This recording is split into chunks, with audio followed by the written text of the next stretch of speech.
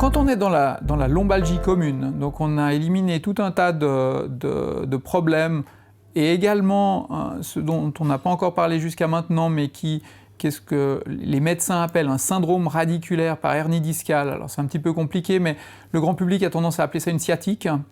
Mais dans la sciatique, des fois, il y a des choses qui ne sont pas des sciatiques au sens médical du terme. Mais disons, pour ces sciatiques, alors, il y a à peu près un 10% des gens qui ne vont pas évoluer favorablement, naturellement, on va dire, avec les traitements conservateurs, et pour qui une chirurgie va être nécessaire et très utile, c'est-à-dire que c'est un grand taux de succès.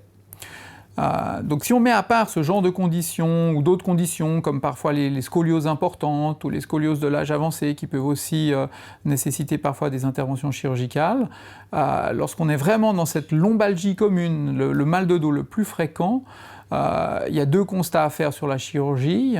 D'une part, c'est que c'est assez peu utile, c'est-à-dire qu'il faut vraiment avoir épuisé tous les traitements conservateurs.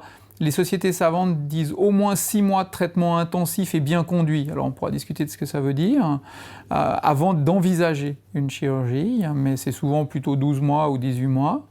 Donc non seulement c'est une toute petite partie des personnes, mais en plus, même dans ces cas-là, l'efficacité de la chirurgie n'est pas très bonne par rapport aux autres situations que je décrivais précédemment.